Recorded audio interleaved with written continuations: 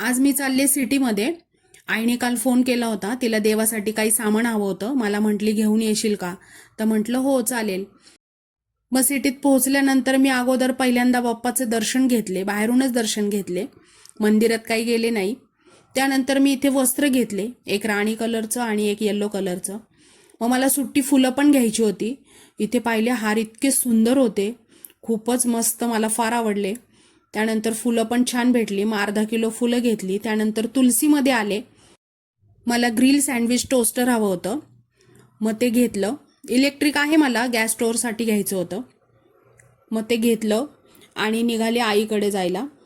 आईला माहिती नव्हतं मी आजच येणार आहे म्हणून. तिला मी सांगितलं होतं मी आज सामान घेऊन येईल आणि उद्या येते घरी म्हणून. पण मी लगेचच निघाले, म्हटलं झालंय लवकर घेऊन तर मग जावं आईकडे. मग बस स्टॉपला आले, बस पण लगेचच भेटली मला. म्हटलं चला बरं झालं. मग घरी पोहोचले.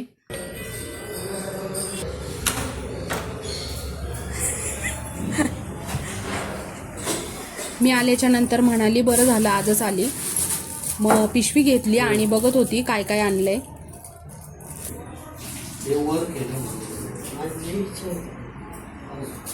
माझ्यापेक्षा छान भेटले पण तुला मधीपले.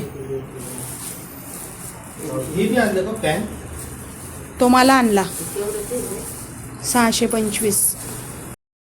आणि हे पहा, आईच्या गॅलरीमध्ये रोज संध्याकाळचे 2-3 कावळे येतात. मग आई त्यांच्यासाठी भात किंवा चपाती असं ठेवती, मग ते पूर्ण सगळं खाऊन जातात.